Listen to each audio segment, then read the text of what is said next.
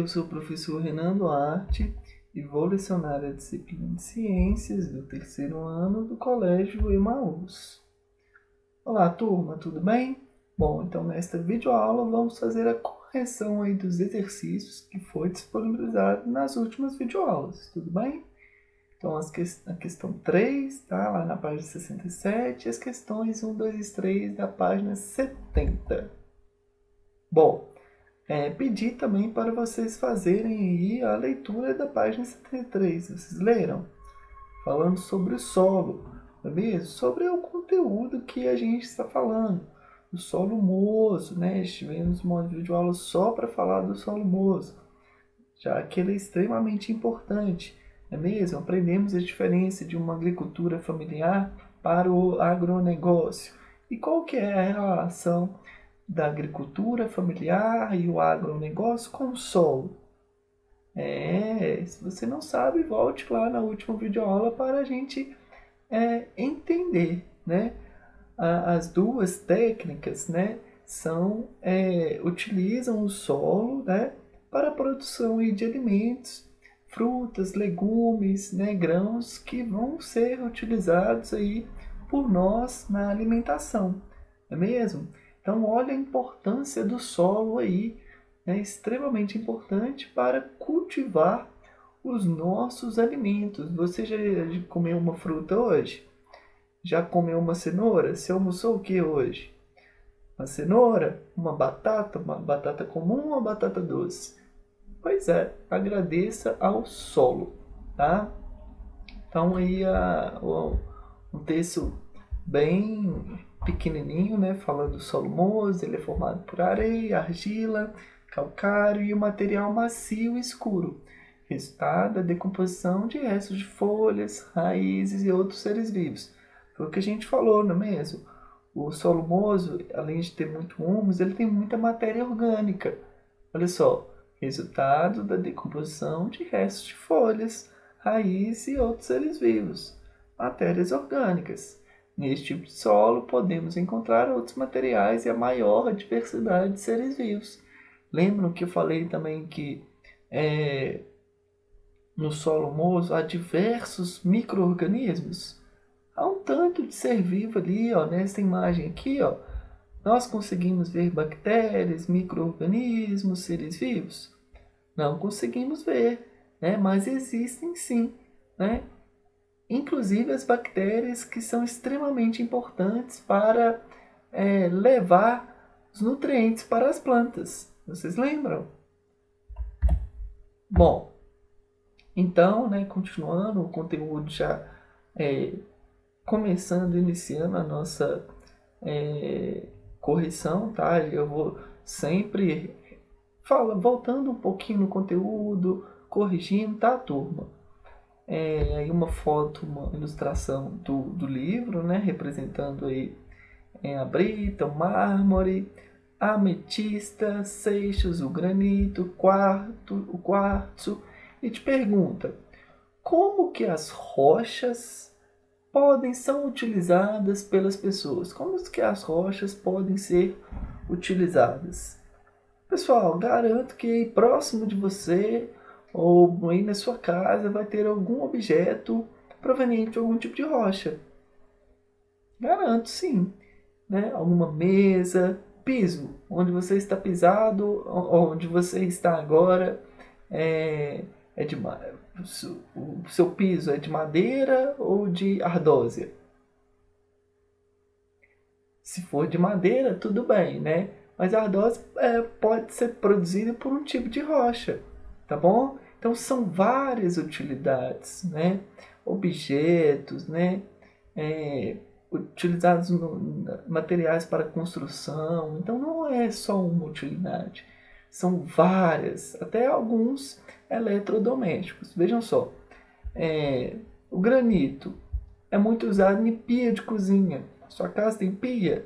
Pois é, feita de granito, possivelmente, tá? Os paralelepípedos. O que é isso, paralelepípedos? Usado em calçamento, pessoal. Em ruas, geralmente em cidades do interior, ainda tem calçamento, não é asfaltado, tá? E lembram quando a gente falou, estava estudando lá sobre a água, né, e a importância de deixar as ruas, áreas expostas ao sol para a água infiltrar? Pois é, olha a importância aí dos paralelepípedos, né? Eles evitam que a água fique na superfície do solo, ou seja, a água consegue infiltrar, evitando inundações. A água consegue infiltrar no solo, evitando inundações na área em caso de chuvas extremas, tá? Basalto, muitas vezes é utilizado no piso de casa, calçada, tá? As gemas ou pedras preciosas são bastante usadas na confecção de joias também. Ouro, tá? O quartzo aqui também, tá? Ele não é tão valioso assim como o ouro, porém muito bonito, né? Transparente. Realmente as mulheres gostam muito, né? Homens, alguns gostam também, né? De colecionar, né? O quartzo, tá bom? Então, pessoal, uma curiosidade aí, ó. Em Ouro Preto, município muito próximo aqui de Belo Horizonte, né, existe um mercado das pedras, tá? Lá é muito comum eles chamarem, né, de mercado das pedras, pois eles utilizam uma pedra chamada conhecida popularmente como pedra-sabão. E essa pedra, eles chamam de sabão porque ela é fácil assim de modelar, tá? E eles conseguem construir vários artesanatos, brincos, né? Objetos, porta-retratos, tudo à base de quem? Dessa pedra, conhecido como pedra-sabão, que é nada mais, nada menos que um tipo de rocha. Então, né? Alguns embrulhos para presente, né? Muito interessante, um mercado muito grande, tá? Que ocorre há centenas de anos no município de Ouro Preto. Aí ó, a foto da cidade, né? Muito provavelmente você já pode ter ido lá, uma cidade muito bonita, uma cidade histórica, tá? E vejam aí os paralelepípedos, os calçamentos. Ouro Preto, né? A cidade é toda de calçamento, não há pavimentação. As ruas é deste modo. E isso é extremamente importante, lembram? A água da chuva vai cair aqui e pode infiltrar, né? Ao contrário do asfalto, que vai cobrir toda a superfície do solo, né? Evitando aí inundações dos paralelepípedos, tá bom? Podendo também muito ser utilizado algumas rochas, pessoal, para a construção de parede, tá? Algumas casas, ao invés de tijolo, né, e massa, utilizam aí recortes de rocha, pedra, tá? De uma pedra específica para construir a construção das paredes. Um texto muito interessante também falando do solo e a sua história, tá?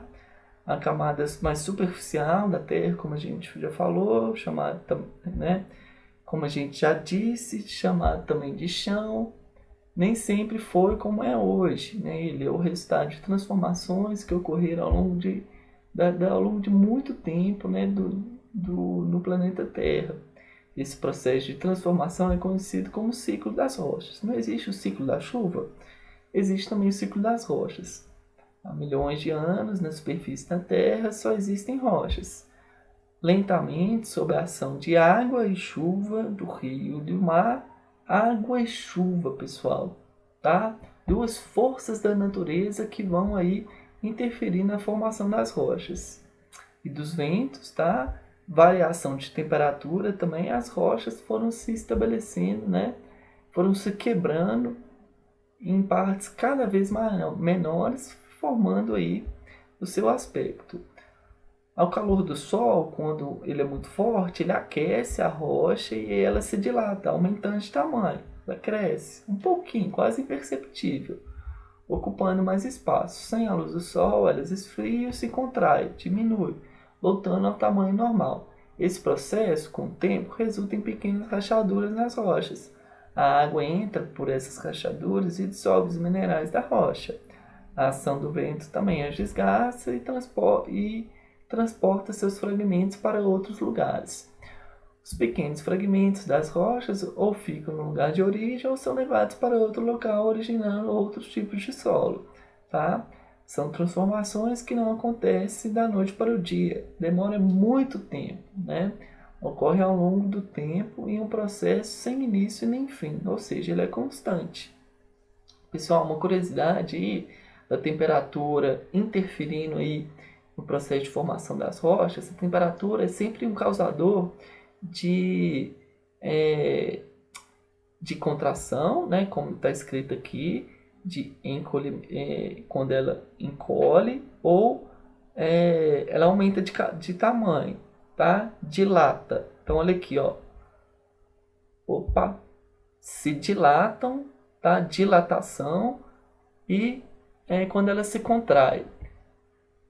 Por quê? Por causa da temperatura. Geralmente, curiosidade, pessoal, olha só. Geralmente as aeronaves, avião, tá? Foguetes que eles ocorrem em ambientes extremos. Por exemplo, o avião, quando ele está no solo, ele está uma temperatura, né, bem quente. Quando ele começa ali a levantar voo, ele está muito quente, né, porque tem combustão, né, velocidade alta, está muito quente. E quando ele está lá no alto no ar, né, lá na atmosfera, ele esfria bastante, tá? Só que algumas partes do avião também vai estar muito quente. Então vejam só, imagine um foguete, né, que na hora da explosão ele vai estar extremamente quente. Renan, por que você está falando isso, sendo que a gente está falando de rocha? Pois os foguetes e as aeronaves são construídas para se moldarem a essa variação de tamanho, porque quando ele está muito quente, ele sofre um processo de dilatação, ou seja, ele aumenta, pessoal. Então, os aviões também têm essa adaptação, os foguetes, porque a hora ele pode estar muito quente, a hora ele pode estar muito frio. Então, os engenheiros pensaram até nisso na hora de construir as aeronaves. Então, a próxima questão aí, o pensar e resolver, tá, pessoal? Não precisava de fazer experiência, tá? Não é uma experiência, é um pensar e resolver. Muito simples. Um copo comum de vidro foi deixado no congelador. Depois de 2 horas, retirou ele e sobre ele jogou uma água bem quente. Então, olha só, mudança de temperatura, né? Retirou ele e jogou água bem quente em cima dele. O que aconteceu? O copo trincou, quebrou. O que aconteceu? Mudança brusca de temperatura. Por que então não acontece isso com o avião? Lembra que eu disse que os engenheiros pensaram nisso? Então, eles já constroem os aviões, as aeronaves, com essa variação aí, sabendo que ele pode aumentar um pouquinho, eles aumentam de fato, pessoal. O aço, o ferro, né? Eles sofrem esse processo de dilatar, de expandir um pouquinho, né? E depois ele diminui. Tá? É um processo muito interessante. O caso do copo, ele vai trincar porque ele não tem essa tecnologia, né? Então, se ele tiver uma mudança rápida de temperatura, ele vai quebrar. Beleza? O que esse fato tem a ver com a formação do solo? O que isso tudo tem a ver com o solo? Já que é o tema da nossa aula. As rochas também são submetidas a mudanças de temperatura, tá? O que vai ocorrer, então?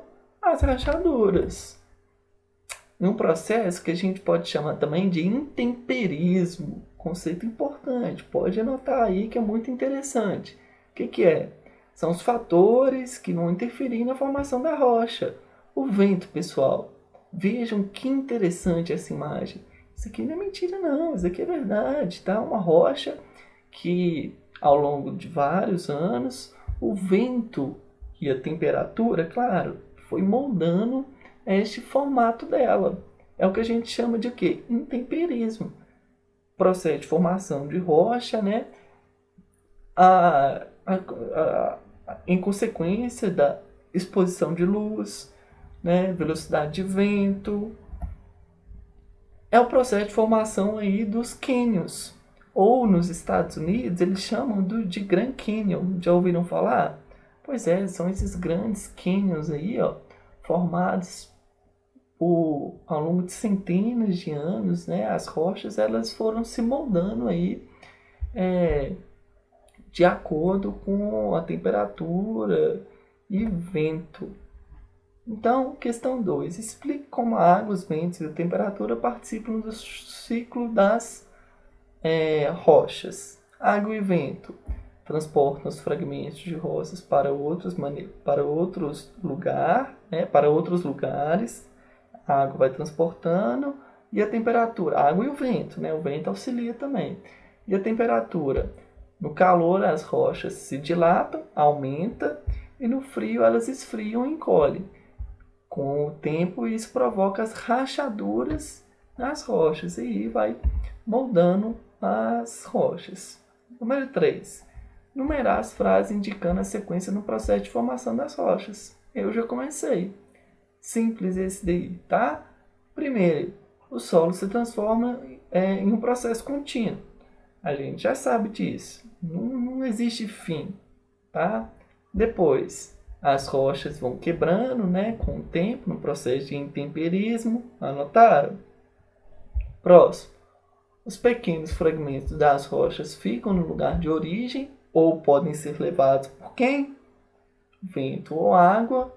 E por último, esses fragmentos podem dar origem a outros tipos de solo.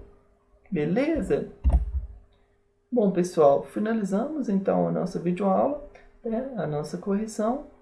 Até a próxima videoaula, bons estudos e não se esqueçam, juntos no caminho certo.